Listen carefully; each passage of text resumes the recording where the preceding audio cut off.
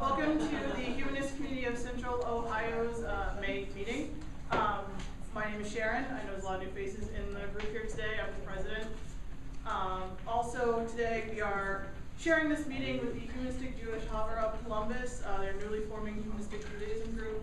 So there's a lot of, I know there's a lot of mingling. We'll have an opportunity to talk a little bit more about that in a bit. But just to kind of go through our standard meeting, we have a couple of quick announcements.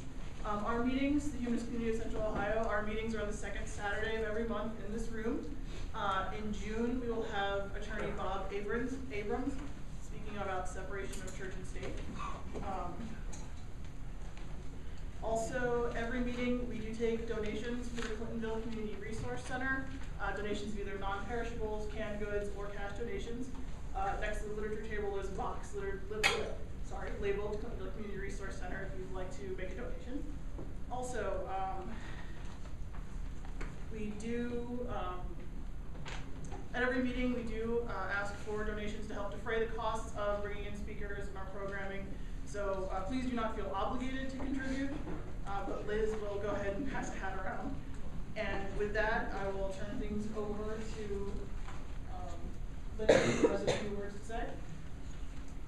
Well, you always know, I know many of you, I never have a few words, but I'm going to try to concentrate it down today. Those of you who I don't know, I'm Linda Wolf, and I'm a member of the Jewish Humanist Havara of Columbus. Havara is the word for community.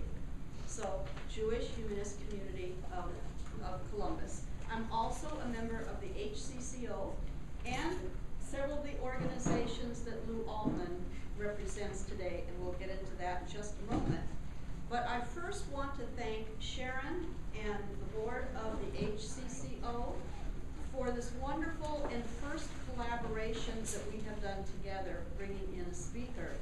Our speaker, Lou Altman, who's sitting here, has generously, and his wife has also generously allowed him to come here on Mother's Day weekend from Sarasota. So we're very, very fortunate to have him, and I will be telling you a little bit about Lou. But thank you, HCCO, for collaborating. I hope it's the beginning of a happy collaboration. For some of you who kind of don't know the order today, I just wanted to mention that after Lou's speech, which is entitled Humanistic Judaism, a Contradiction of Terms, big question mark, we will have a question and answer period. After the question and answer period, and that should end around 2:30, we'll have about a half an hour reception sponsored by the humanist community, the Jewish community. And then we'll begin a second talk, and Lou is doing a double hitter today, which is very impressive to me. The second speech is called, Is Humanistic Judaism a Religion? And one will build on the other. So I'm hoping that many of you are going to be able to stay for both and enjoy socialization in between.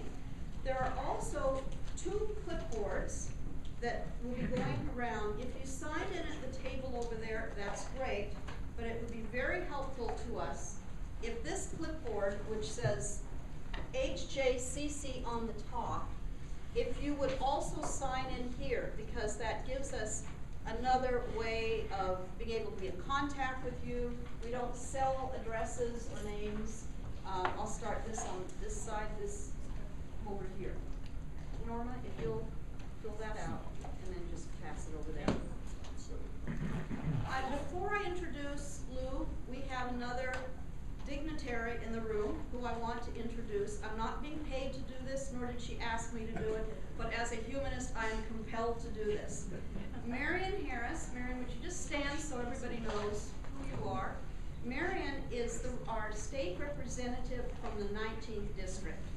I have grown to love this woman.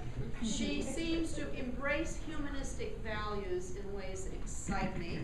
She is about more civility in politics and bipartisanship across the aisle. She supports reform in education, health and family services, more jobs, a green world, great things that we stand by. And I have asked Marion unofficially, because I'm not in charge of programming for HCCO, to please come and do a talk for us on ethics and politics. And she said, she smiled and said, I would love to, I can do that from the heart. So even if you're not in the 19th district, Mary, would you just say which areas that covers? Sure. The 19th House District is the eastern rim of Franklin County. The Franklin County border is the eastern border. The western border, I wouldn't even begin to try and describe, but basically it includes Westerville, Jefferson Township, New Albany, Reynoldsburg, Madison Township, Canal Winchester, Groveport, parts of Obetz, parts of Columbus. I have a map if anyone is really interested later. I'd be happy to show it to them. So Marion has already had a term in her office. She'll have a tough election coming up as the Republican mayor of Westerville is not satisfied with her own job and will attempt to put Marion out of hers. So I personally will be on this team, Team Marion. Anyway, at the reception, please go up and say hi to Marion, introduce yourselves regardless of where you live, ask her questions. She's a very grounded person and has a lot of good answers. I am very honored to have been asked, thank you HCCO again, to introduce our very distinguished speaker today, Lou Altman. Lou Altman is the president of the Society for Humanistic Judaism. That in itself says something about him, because Lou's term was not to have come up for a few years, and the person, his predecessor, got ill, had to move, and suddenly in 2006, Lou manned up to the plate and said, okay, I'll go early.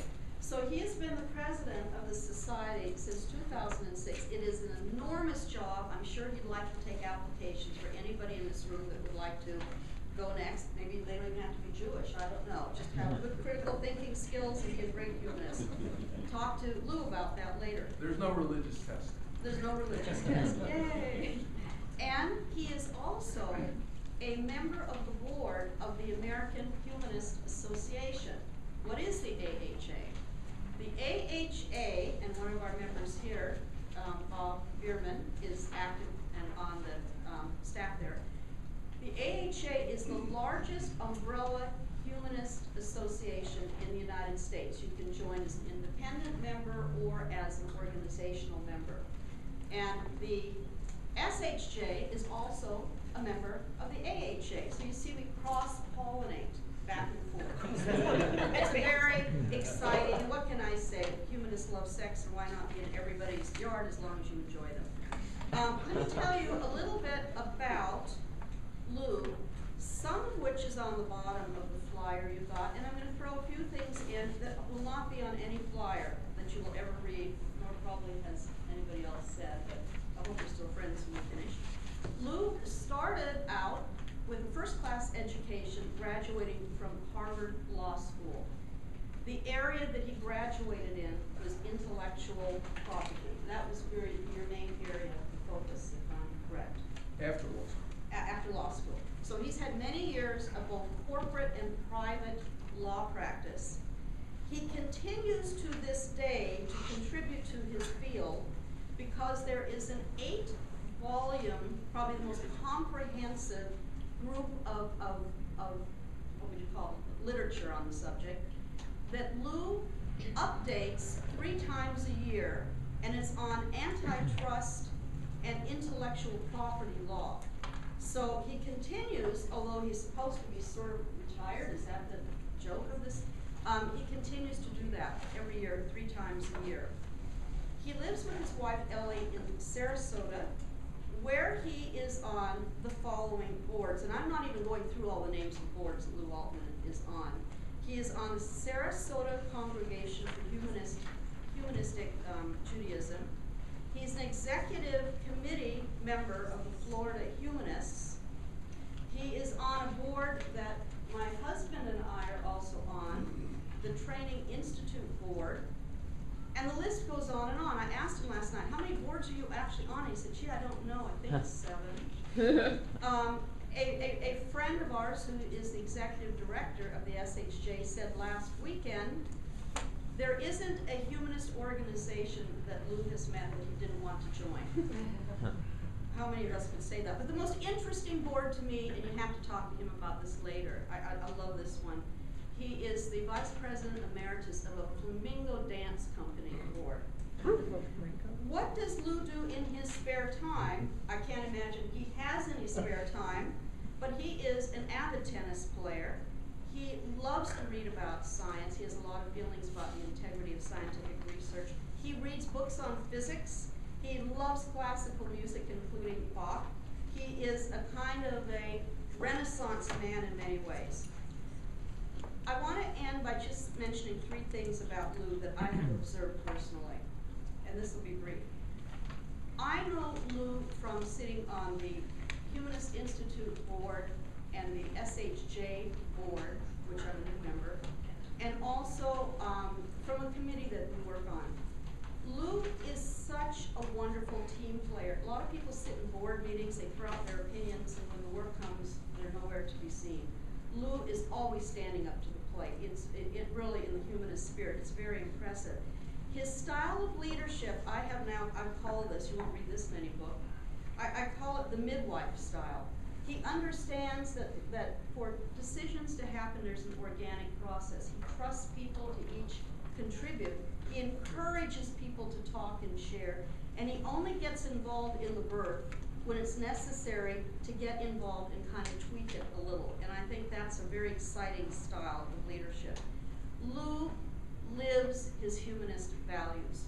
When he and Warren and I have conversations, it's often about ethics in context of things that are going on around us. And you know, we humanists talk about sucking the marrow from life.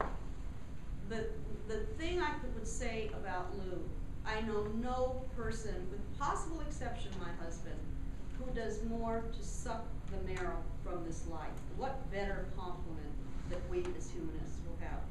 So, with that having been said, please join me in welcoming Lou Altman to the podium.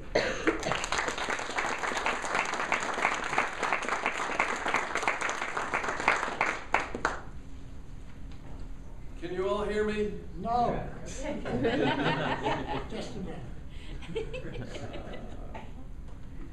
Nobody could possibly live up to that introduction, so I won't even try. Mary, you're going to talk about ethics in government, and I don't want to anticipate your speech, but are you in favor or against? Tell me later if you don't want to answer. What I'm going to talk about is humanistic Judaism a contradiction in terms? Before I get to humanistic Judaism, I'm going to talk about secular Judaism. What is a secular Jew? We'll get to humanism later. And perhaps the best way to answer that question is by telling you a joke. And in fact, as you all know, in humor there is truth. So the joke is about a secular Jew who moves to a new neighborhood, and he finds out that the best school in the area is a Catholic parochial school. So he has this 6-year-old boy, and he decides that he's going to send his secular Jewish 6-year-old boy to the Catholic parochial school, and he's going to deal with the ideological fallout later. In the meantime, the kid will get the best education possible. So he sends him off to school the first day, and the kid comes back, and the father says, "What did you learn in school today?" And the kid says, "I learned about the Father, the Son, and the Holy Ghost." So the father jumps up out of his chair, grabs the boy by both shoulders, and he says, "Now you listen to me." He said, "There is only one God, and we don't believe in him."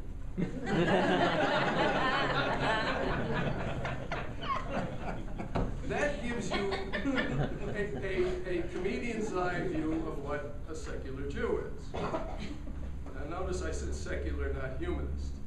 Isn't the idea of a secular Jew in itself a contradiction in terms? Well, that's a relevant question because I get asked it all the time. Jewish people ask me, even those who are not very observant, and those who are pretty secular themselves, but most of all, my son's mother-in-law asks me that question all the time. And I try each time to answer it, I think maybe now I'm getting through to her, but I'm not really sure. But the question is, how can you call yourself Jewish if you don't believe in God? Well, obviously, the word Jewish means different things in different contexts. If Bill Clinton couldn't figure out what sex means, then it's not inconceivable that we would have difficulty in coming up with one all-purpose definition of the word Jewish. So let's see if we can figure out what it is without limitation.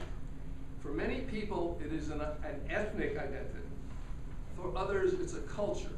I have a friend in Sarasota whose father was Jewish, probably secular, whose mother was Catholic, probably also very secular, and she sold real estate in a more or less Jewish neighborhood. And her Yiddish was pretty good because she was learning how to communicate with her client base or her potential client base. So for my friend Ron, who in a biological sense is half and half, for him Judaism is a culture, or at least it's one of the cultures to which he adheres. At the other end of the spectrum, for many people, it is a theistic philosophy of life. And as you probably all know, it comes in 3 different flavors: Orthodox, Conservative, and Reform. But those 3 flavors all believe in various degrees in some sort of supernatural presence in the universe. So obviously there's room for another way of being Jewish. Now for some people it is an ethnic identity and a culture and a theology. But for others, and I fall into this category, it is an ethnic identity and also a culture, but we don't buy the theology. So these people are the secular Jews that I've been talking about. And they are a very, very large percentage of the Jewish population. And that's true not only in the United States and Western Europe, but as many of you may know, it's true in Israel as well. But a secular Jew is not necessarily a humanistic Jew. Secular is a broader term than humanistic.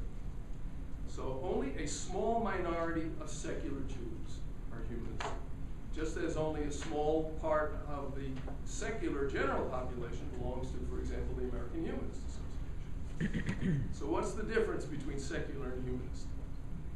It depends on what kind of culture and community you want. The basic insight here is that religion can be many things. It can be a philosophy of life, a culture, and a community, and not just a theology. It is a theistic religion if it incorporates the supernatural, or it can be humanistic if it does not. So now we have a concept. Maybe it's new to some of you, probably not. There can be such a thing as a humanistic religion, a philosophy of life that does not incorporate the supernatural.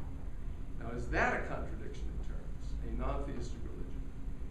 Not unless you insist on defining religion as theistic, and many people do. Buddhism. Is Buddhism a religion? It does not have a supernatural God.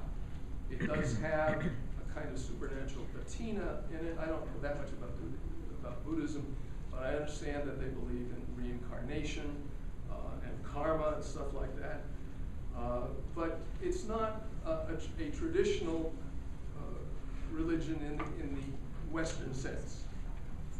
For many people, Unitarian Universalism is a humanistic religion. And in addition to being a humanistic Jew, I've been a Unitarian for many years.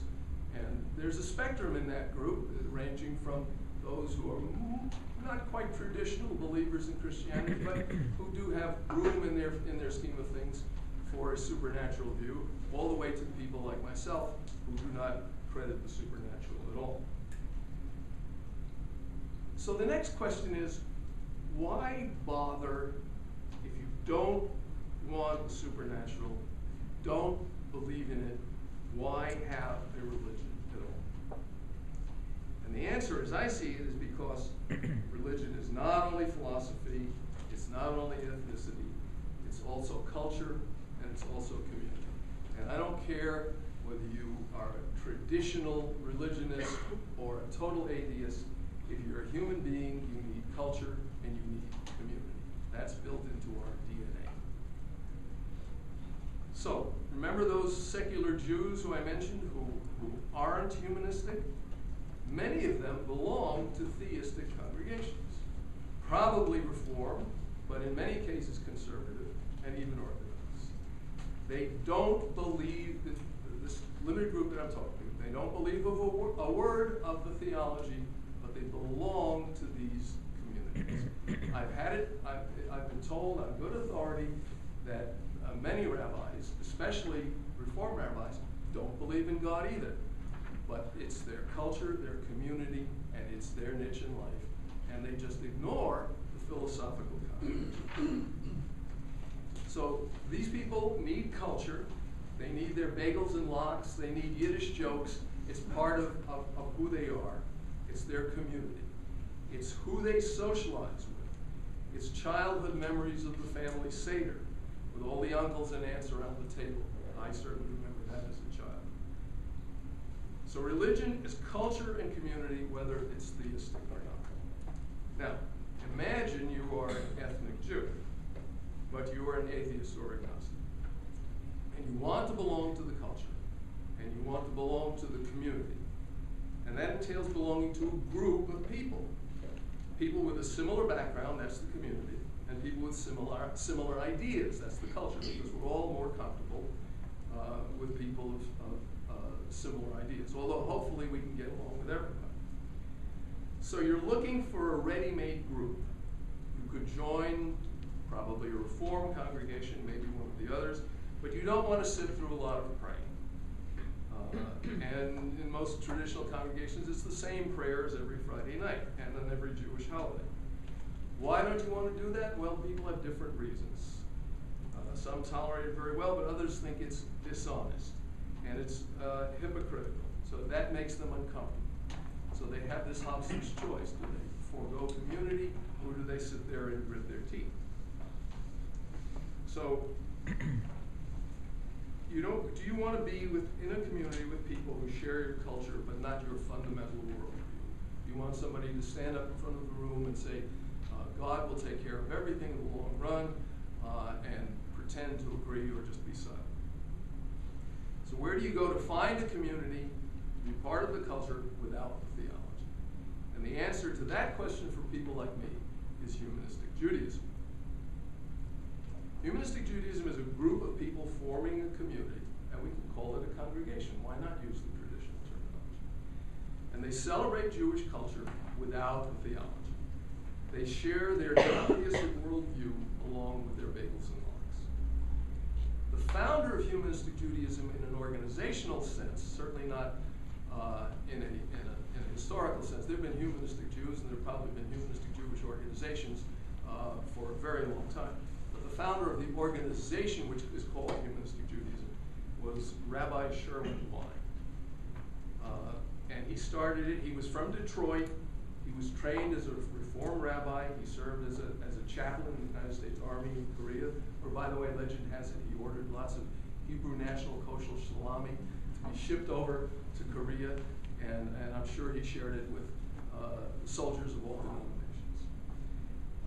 And he served as his first job after he got out of the Army as a Reform rabbi at a Reform temple in the Detroit area. But then he decided that people who wanted to band together in a community to celebrate their Jewish culture, but without God, should have their own congregation. And he started one in 1963 in the Detroit area.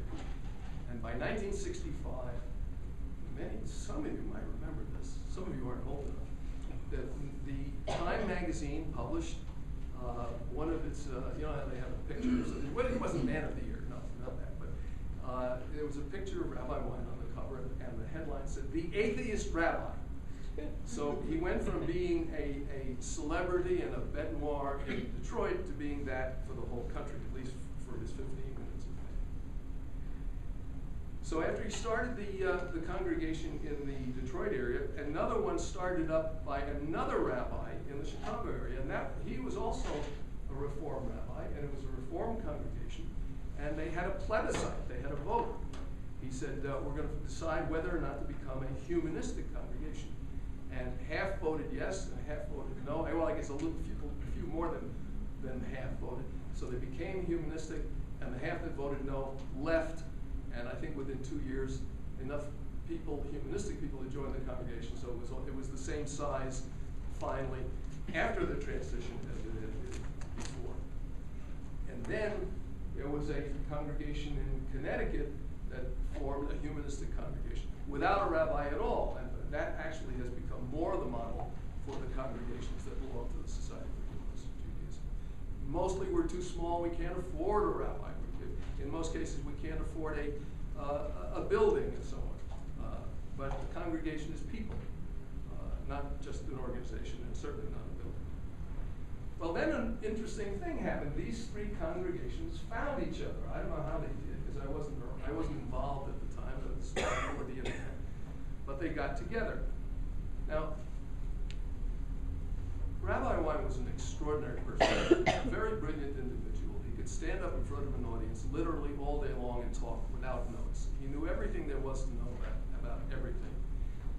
And I know that because I traveled with him extensively in foreign countries. He would take these groups, and he could just talk off the cuff on any subject. And he was a very charismatic individual. Unfortunately, he passed away 2 years ago. He was killed in an automobile accident in Morocco, of all places. Drunken driver. But he was one of the giants of his generation. And in addition to his erudition and his intelligence, I think he's probably the smartest man I ever met in my life. He was an organizational genius. The number 2 rabbi in the Humanistic Judaism movement said about Rabbi Wein that he started 3 more organizations every day before breakfast. I think he exaggerated.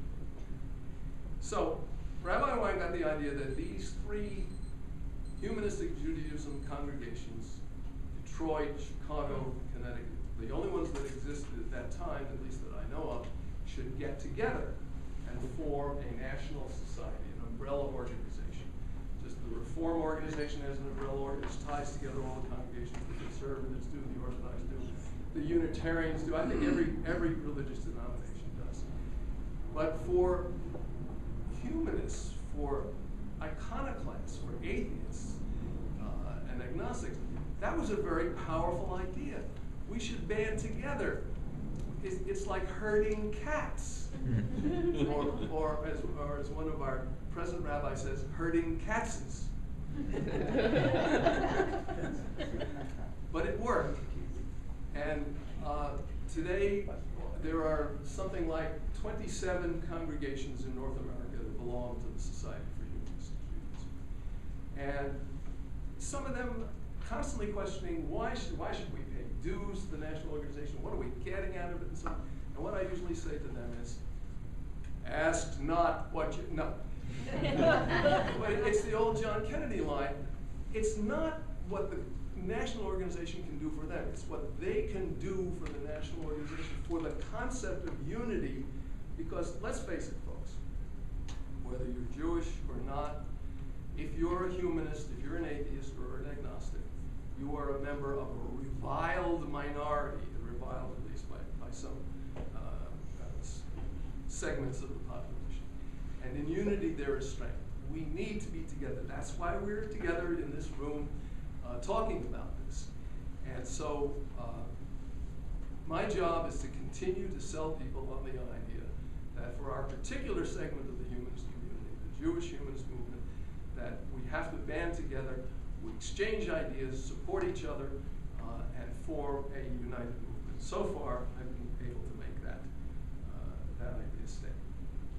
So like I said, we have all these congregations in North America. We do have international connections. There are humanistic and secular Jews all over the world. Wherever there are Jews, most of them are secular. But actually some of them have formed local organizations. And we do have, they're not members of the society, but we do have connections with them. Humanistic Judaism is particularly strong in Israel. The Society for Humanistic Judaism has, on the domestic scene, a teen and a group and a college group. So we're trying to do what we can to make sure that the next generation comes along and that Rabbi Wein's idea does not die with the generation that he was a member of. And interestingly enough, we have a seminary for training humanistic rabbis and humanistic lay leaders. And that there are two branches to that, one in the United States and one in Israel. I don't have any formal office in that, but it cooperates closely with the Society for Humanistic Judaism, and we give them funding, and I'm on the board of that seminary. Interestingly enough, we're training many more rabbis, humanistic rabbis, in Israel,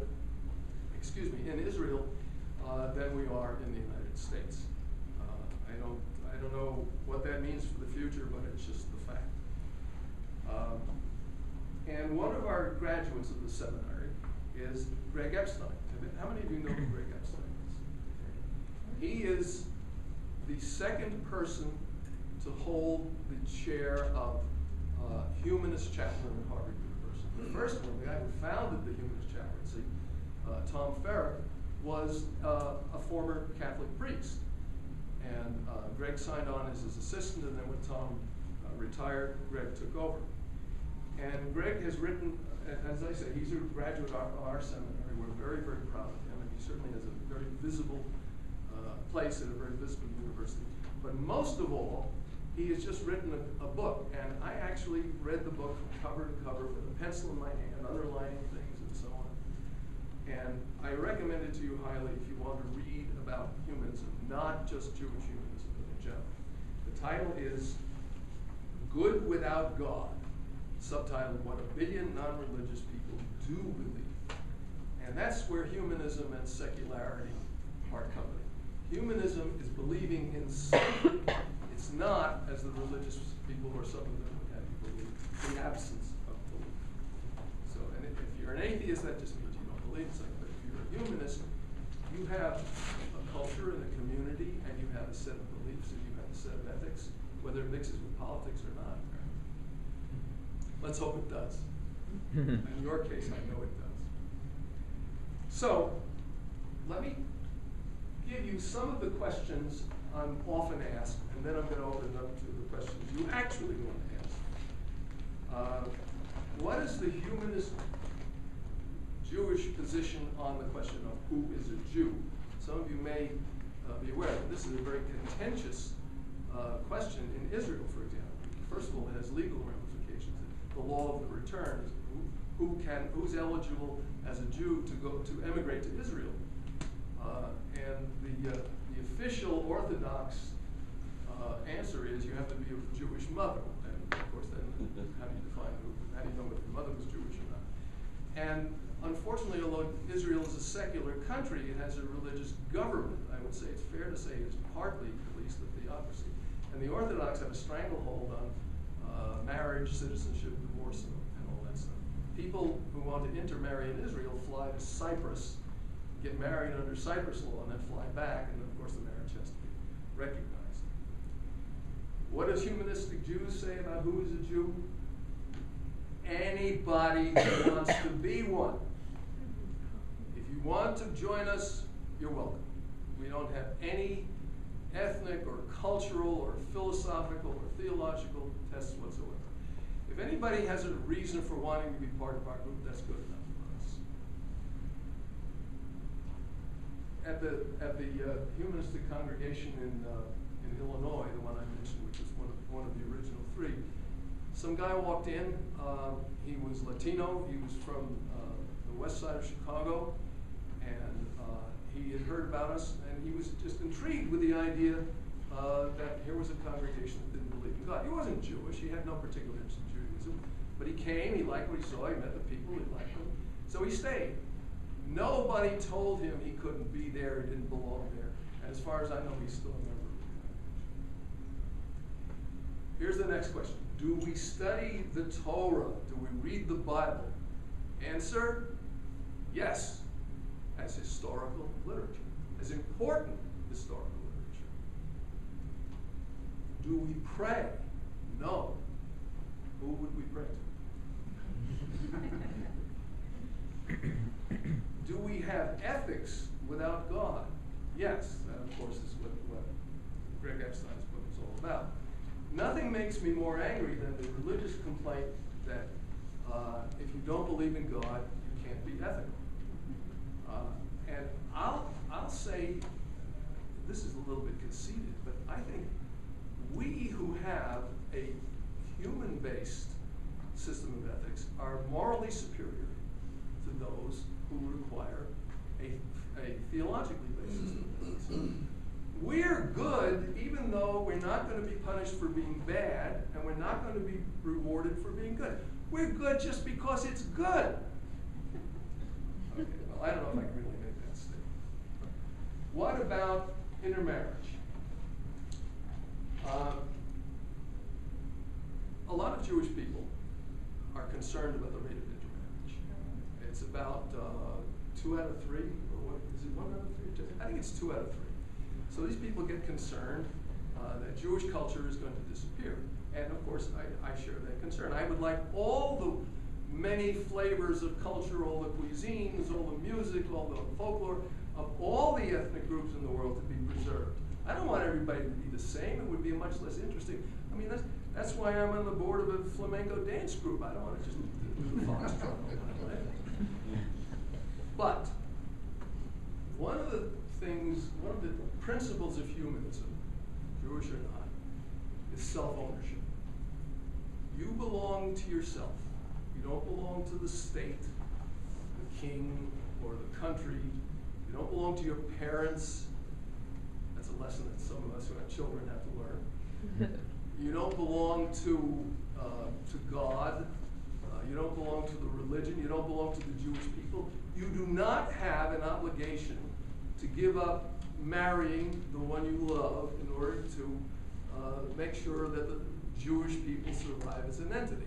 Hopefully both of those things will happen, but what is primary is your ownership of your own life, and as long as you're not taking anything away from somebody else, in my sense of ethics, you are entitled to do with your life as what best fulfills you. In the marriage, okay. And by and large, the rabbis and lay leaders who perform weddings in our movement, they will never turn down a mixed couple. But most rabbis, even Reform rabbis, will refuse to marry an intermarried couple. Well, I'll close with this thought. How did I come to be president of the Society for Community Studies? I got active around the time I retired from active law practice, and started sitting on the board of directors, and I guess I shot my mouth off too much. So the executive director came to me one day and said, I want you to be the next vice president. Well, you know what that means. It means you're expected to go up the ladder to the next rung. Actually, I was secretary at the time. I was sitting and typing away, taking the notes at the board meetings. And then she said to me, I want you to be the vice president. I said, well, I know you're kind of in a bind. You need somebody to be vice president. And I'll say yes, but only on the condition that I will not be asked to be president. So in other words, when the time comes for the president to retire, you'll jump somebody over me, and I'll just quietly sit there and be permanent vice president. And she said, okay. Sucker.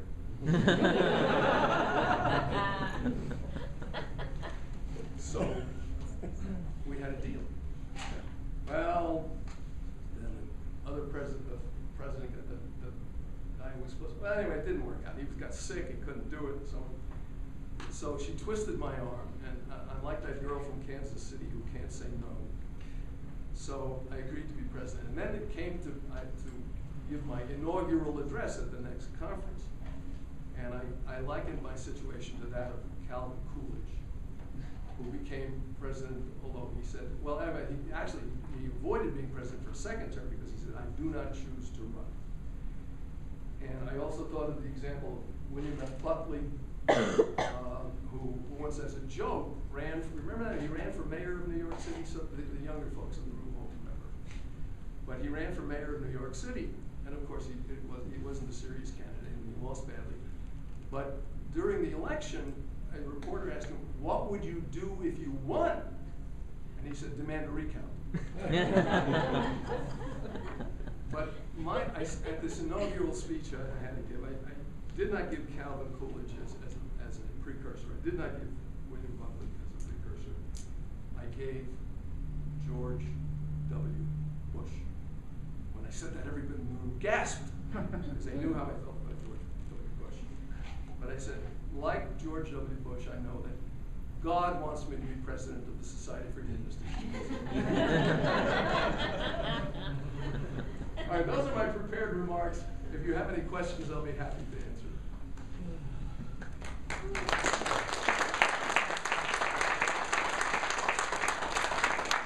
Bob Behrman. Lou, how would you categorize or classify the theology of Mordecai Kaplan, who seems to fall between, my understanding may not be very deep, but between naturalism and supernaturalism? Where does he come into this? I have no idea. Are there any Reconstructionists in the room? No, but I have a sister-in-law who's a rabbi and a Reconstructionist. Well, can you answer his question? Because I can't. I don't know what his question is. Oh. Couldn't hear. Oh, well, Mordecai Kaplan, back in the 20s, wrote a book, Reconstruction of Judaism, or I forget what it was called. Judaism, I forget. But at any rate, it grew into a movement called Reconstructionism. And his theology is not naturalistic, and it's not supernaturalistic. It's, I think the term he uses is transnaturalistic. But I'm wondering if, my question was whether the Reconstructionist congregations, of which there are quite a few, tend more toward humanism or toward traditional Judaism.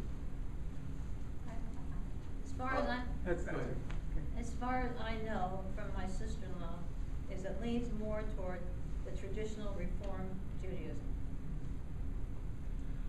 Here's a little I know about this. This will exhaust the sum of my knowledge. Marion, I think, wanted to add. Well, I was Yes. just gonna say, my granddaughter, who's 18, has been very active in her Reconstructionist congregation. She was bar mitzvahed there.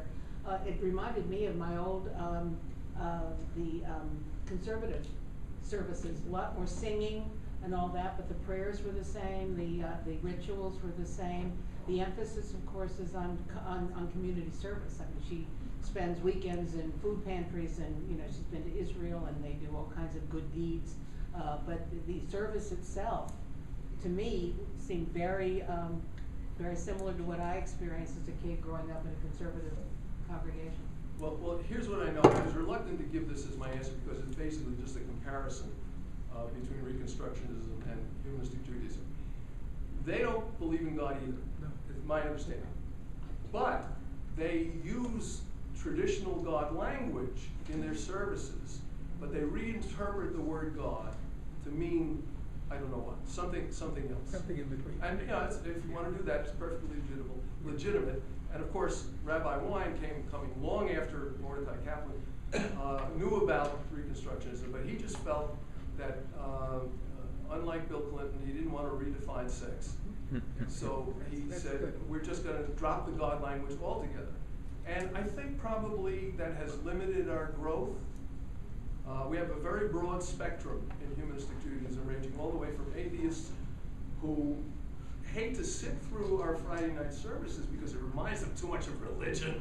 That's what they're here because they wanted to get away from all that stuff. And then the people over here who say, can't we have a little more Hebrew? Can't we sing some more songs? Can't we have some more traditional stuff? We won't mention God, but they want it to be as much like a traditional, at least Reform service as possible. And I try to maintain a big tent to accommodate that broader range. So I didn't answer your question, but that's the best I can do. This is not in terms of his question, but the sister-in-law of mine, who was a Reconstructionist, happened to perform the ceremony for my daughter and her husband then. The husband being Catholic and my daughter being Jewish. And the only thing that she asked of them, do you want children? And they said they didn't know, they weren't sure. And if you have children, how will you raise them? So because she believed in terms of raising them as Jewish or non-Jewish or nothing. And my daughter said they'll be raised Jewish because she feels Jewish. My son-in-law said it's her decision. So she performed the ceremony. They got married. They're still married. You want this? Is this on the same subject? I know. Okay. Well, let me just. We talked about intermarriage.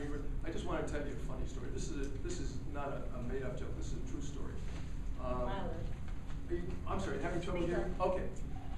A lady who lives on our block in Chicago suburbs.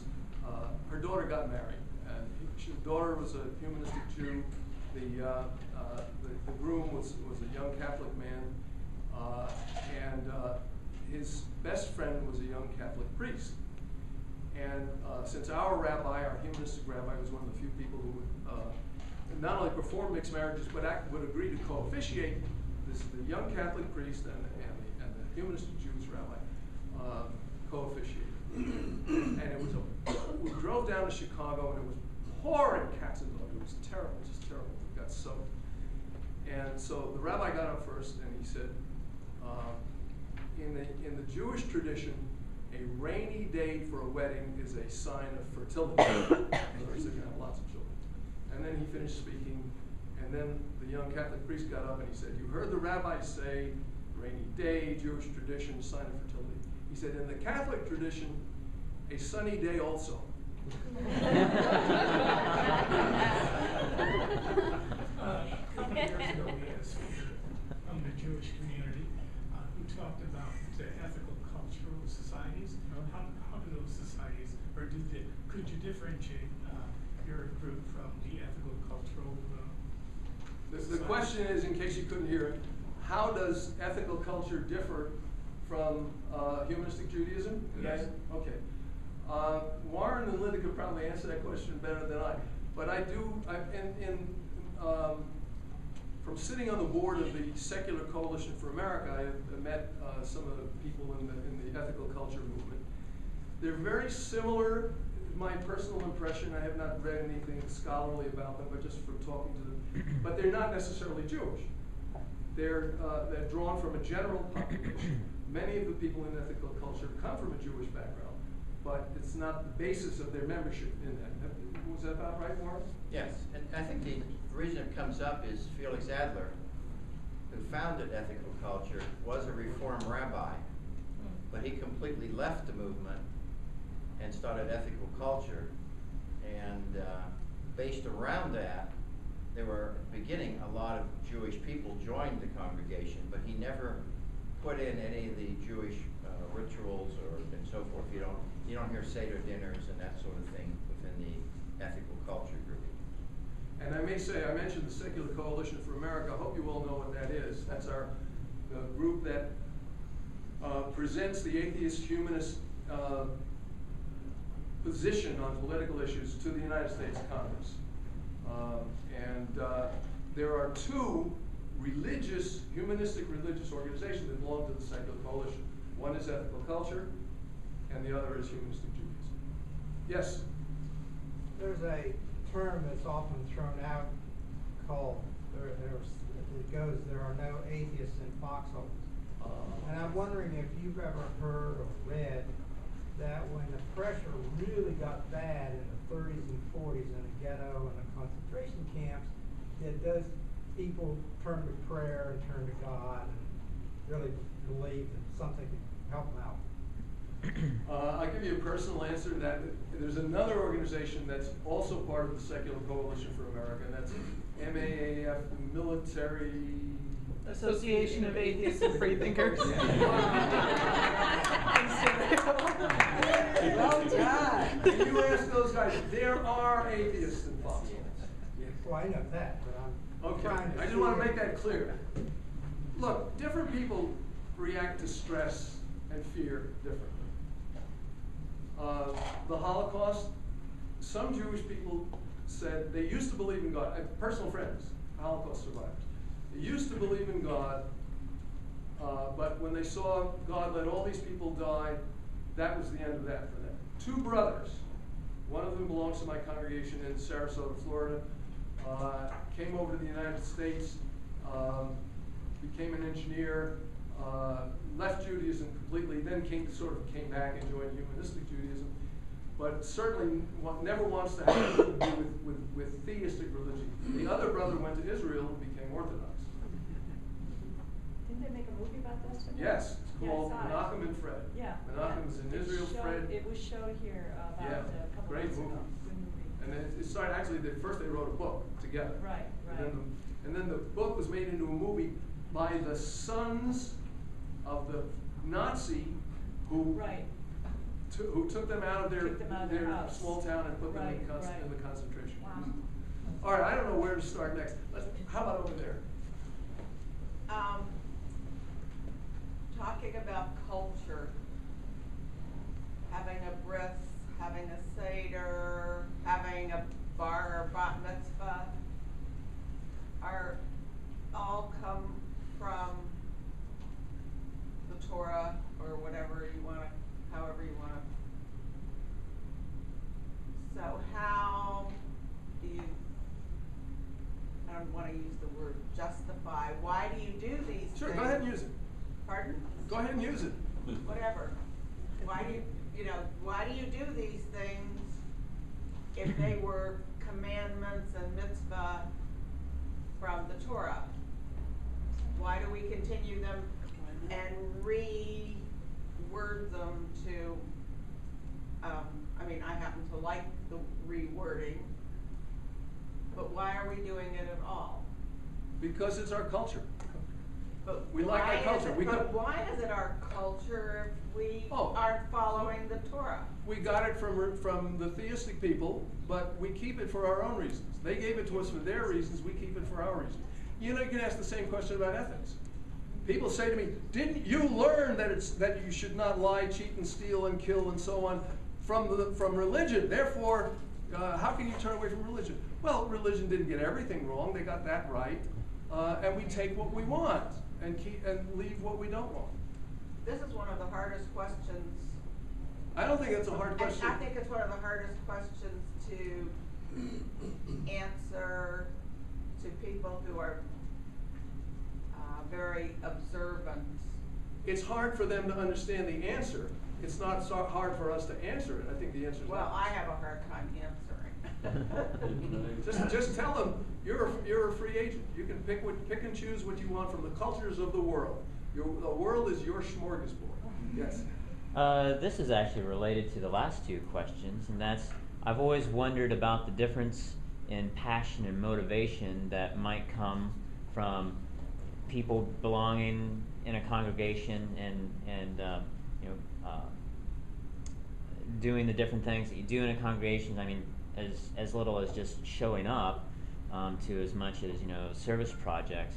Do you see lots of differences in motivation between the humanistic congregations versus the Reformed congregations and Good the question. Orthodox because Yes. the Orthodox ones could say, well, if you don't come, you're going to hell. Or Yes, there is a difference in motivation. I think the religious people, in the traditional sense of religious, the theistic people, I should say, to be consistent, have more motivation.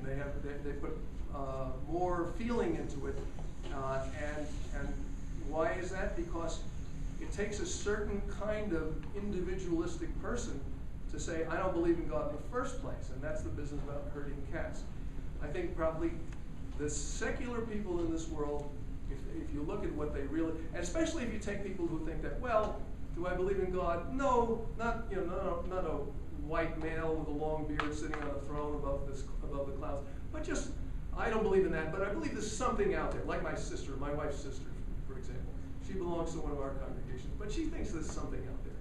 If you allow those people to be considered somewhat humanistic or atheistic, I would say there's a majority of people, certainly in this country and in many other parts of the Western world. I don't know about Asia and Africa, but in our Western culture, the majority of people probably do not have a traditional religious belief.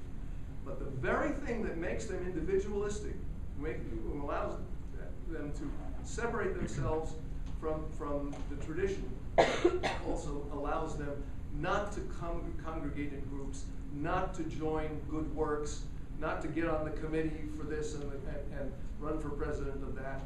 So we have a small subset of the non-believing folks who actually carry on the work of humanism.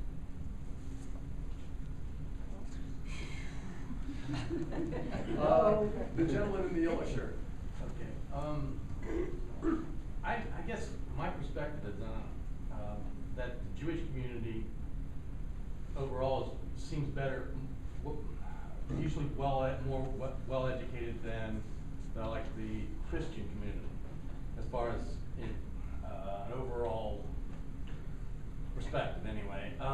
But I'm wondering, how is, okay, in the Christian community you have these creationists, things like that, where science, it gets distorted and then they think, well, the earth is only 6,000 years old.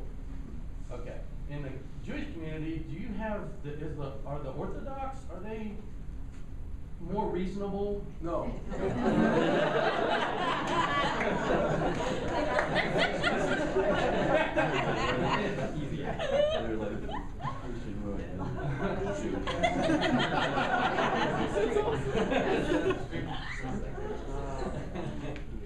I started coming to these things about a year ago.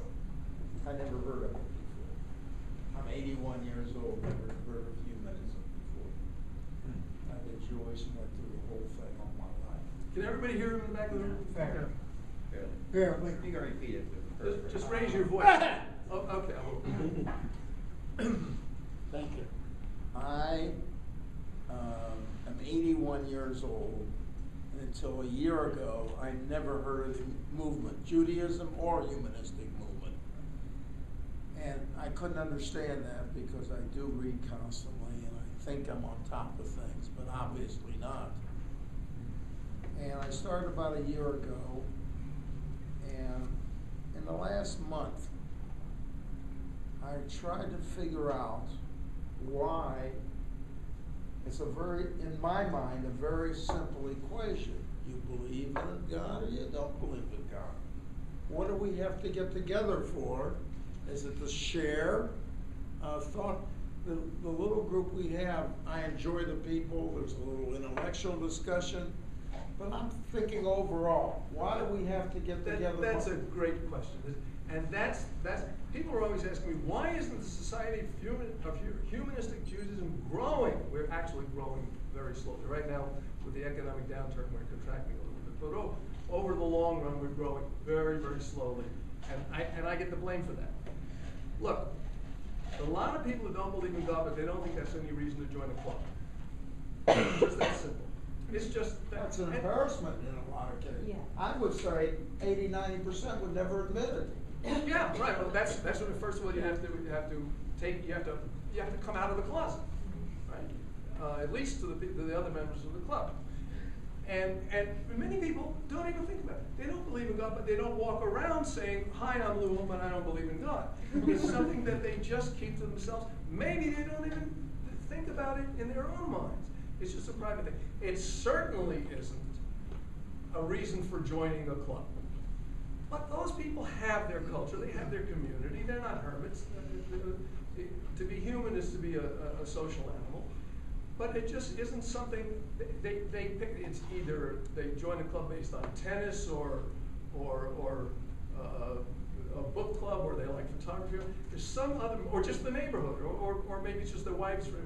Most of us guys, our social group is the one that our wives pick for us. But there are all kinds of reasons. For most people, the great majority of people who have either a vague or no belief in God, it isn't a reason to organize their life around. I'm different. I was a philosophy major in college, and it's always been something. I had to write an undergraduate thesis. I wrote it about how can you have ethics without God, and I'd never heard of humanistic Judaism, but that was years in the future for me. Some people are interested in that. Some people aren't. It's just different stories for different folks. So what do people find that go to humanistic Jewish meetings? What are some of the motives that make them want to go, since most of them are going to agree that they don't have a belief in God? Well, I can only answer for myself. I don't want to sit through a prayer breakfast. I don't want to sit through a lot of blessings and so on. I want to be with people with whom I can speak openly about how I feel. Yes? Yeah, well, they share a worldview too, and they like each other's company. But a lot of these questions, and the kind of questions that will continually come up in like a secular humanist, if I can reformulate a minute, a lot of secular humanists have mixed feelings about religious liberalism, but of course they're not all the same. You know, it seems to me like I don't use the same definition of religion you might, but that's fine. There are many definitions. Exactly. I just You used could- one for the but purposes of this My talk. feeling is that you want to use a broad definition because you wish to be included under that umbrella. But I think the Jewish position is a little bit unique in that you're especially proud of your culture, or at least certain elements of your culture, and because of the question of survival as well. I don't know, we're proud of it, it's just our culture. Sure. I have Greek friends, I love their culture. I have Filipino friends, I love their culture, and of course my flamenco dancers. Thank you. I grew up in a workman circle home, Arbitering, which was a secular community. And I went to a Yiddish school where we read the stories of the Bible. Not in a religious. Those stories were wonderful. As fiction. And my opinion. No, I said as fiction. You Oh, read them as yeah, fiction. I'm sorry. And they're stories. And there's nothing wrong with those stories. But to believe them, believe some of the stuff that's said as truth, I don't understand. I used to have arguments with the guys that went to the Talmud Torah, to the Hebrew school. You know, how can you believe these things? Well, it's in the Bible. What do your observations of or observance of holidays look like? Oh, you know, I should have said that. In fact, I scribbled a note here. Next time I give this talk, I will. We have weekend services, sometimes on a Friday night, sometimes on a Saturday morning. We have bar mitzvahs. We celebrate the holidays. We have seders. We do all that stuff because we grew up with Tradition. Tradition. Yeah. Culture, sure. But why do we do it? I mean, we know it's a tradition. Want to. We like it. I mean, everybody, if you're human, you have fond memories of the things you did in your family when you were growing up, especially your extended family. This gentleman, please. I was wondering if you could tell us, were secular Jews or religious Jews most responsible for the creation of the modern state of Israel? I've heard different things. I can answer that. Please, help me out. The Jews that were in the camps, a lot of them lost their religion. But the ones that came into Israel were the labor movement coming out of Russia and, you know, the whole Russian area. And those are the ones that started it. It was not started as a religious country. But the religious people had so much authority there that they were able to make it appear as if it is. If you talk to the people in Israel, We don't want, that's a whole other discussion. Okay. Gentleman over there. My only comment is that a lot of collectivism or groups and religion is that's what it is, collectivism, is in response to a problem or a stress, and I believe that's primarily why you're doing what you're doing, or Well, anybody, any group. It certainly wasn't in my case. I joined at a time when I was very unstressed because I was retiring. I had a certain degree of financial comfort, and I said it's time to do something more than just earn a living and actually see what living is for. So maybe some people. Frankly, I think if you're joining something because you want comfort and succor, you're more likely to go to a traditional religion. But Well, you're George right. W. Bush was a problem back in the early 2000s. That's why I joined this group. I mean, you can see it's when religion's taken over the country. It's not a good Well, thing. maybe I misunderstood your question. Yeah. Yes. I wondered if you would agree with this, that religion did save a group of people, the African American people. How would you like to go down the street at a certain last couple hundred years, and 90% of the people don't like it? What did like them? Religion and their church. And that's why you see such a dominant thing in their culture of religion. Does that make any sense? It does. I'm not a sociologist. I can't say you're right or wrong. I do know this, that in the humanist movement, we have more trouble attracting people from African American backgrounds than from any other. They've got a very strong feeling toward their own religion, would be my answer. I would assume so, but I mean, there are some African American humanists. Marion, you have your. Yeah, you know, you made a point about our country becoming more and more religious. And I never say under God when I say the Pledge of Allegiance. And a political friend of mine noticed and said, you know, you better not do that. You know, in the political world, if I don't espouse certain belief in God, it could hurt politically. Yeah. And I'm not going to be a hypocrite about it. Remember when Obama was criticized for not wearing that was a flag? A flag, but it's the same idea. It's It is a the symbol. same idea. It's a principle that patriotic thing. conforms to the majoritarian point of view. And what I think I mentioned to you or someone else earlier, what drew me to this movement was my first year in office at the National Day of Prayer. And I went to a couple of, I walked out of one because I couldn't sit there when we're going through a budget that has a $2 billion hole and people are being cut off of services and hearing God will help us, God will take care of us. What the It's like, humanist if movement God did. can give me $2 billion, I will believe in God. You know about the National Day of Reason? No. The humanist community, the American Humanist Association and other organizations declared May 6th, which was the national, to be a National Day of Reason. And you know about all the billboards, you know, be good without God and all that stuff. And I'll tell you my favorite billboard, in good we trust. I have a question for you or even anyone in the room. When you're around someone who's a devout believer in God, whether they're a Jewish person or Christian or Hindu or, well, maybe not Hindu, but Muslim, how do you keep yourself from being cynical or disrespectful towards them? Or are you? Because what they believe is not true. We all know that, but yet they really believe that. Look, on its face, the question is very easy to answer. I'm never disrespectful to anybody who isn't disrespectful. By the way, that's part of humanism.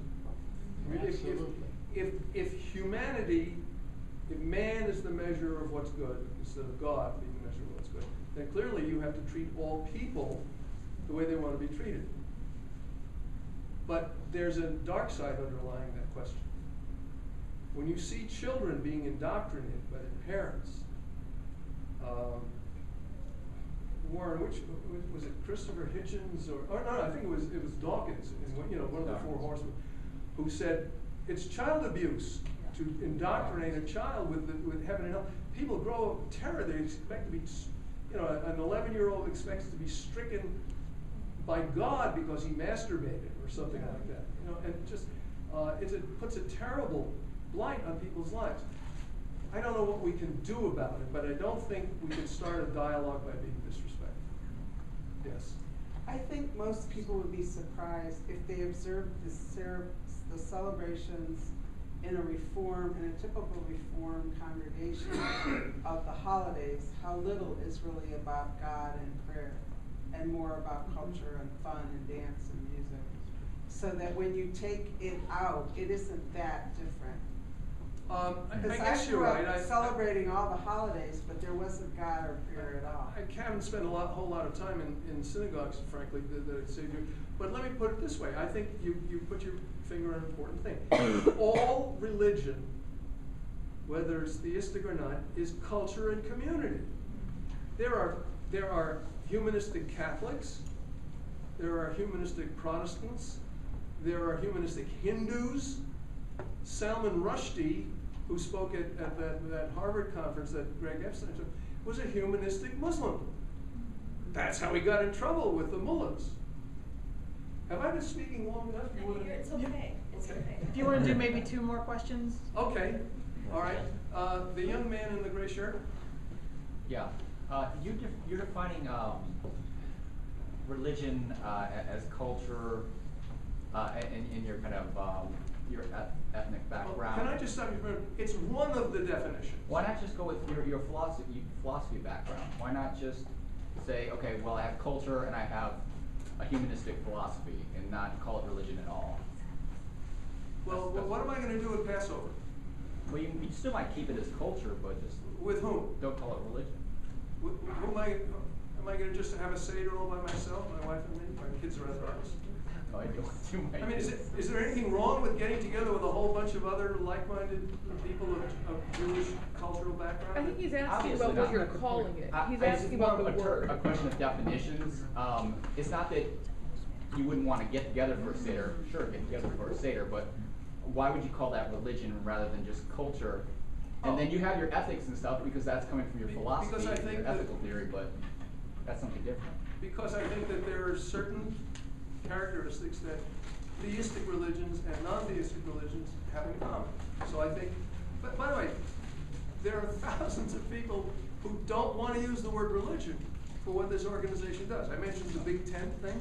So, I mean, that's okay. If you don't want to call it religion, that's fine. In trying to express my own ideas, I find it useful to call it religion. Amanda, you get the last word. All right. Just a moment ago, you were talking about there being humanistic Catholics and humanistic Protestants and humanistic Muslims. And I guess I'm curious, and I have some ideas about why this might be, but why do you think in America there's an organized humanistic Jewish movement, but most people who are leaving, here's this maybe part of the answer, most people who came from other religious backgrounds, Protestant or Catholic or Muslim, when they decide they don't believe in God, they don't consider themselves necessarily a humanistic Catholic or humanistic Protestant. They just consider themselves a humanist or an atheist or whatever, and they tend to shy away from their past religious tradition as a label for their identity. Whereas in the Jewish community, that seems the approach seems to be different. And I was just curious about your thoughts on why that might be. Maybe it's a simplistic answer, but I think because in the case of Jewish people, there is the ethnic component. It's not just religion, it's also an ethnic identity. Even though it's very diluted through intermarriage and so on, it's still there. And by the way, you'll find that in any immigrant-based community. You'll find the Filipinos get together with other Filipinos and so on. I think that's the answer. It's not a very profound answer, but it suggests itself to me as the obvious answer. Are you on Twitter and Facebook? Are you on Twitter and Facebook? No. I'm not that modern yet. Maybe someday. Could I add? But I have a website. Please. Okay. If you want to look, it's lewisaltman.com. Thank you. It's only because I have a son who's a website designer.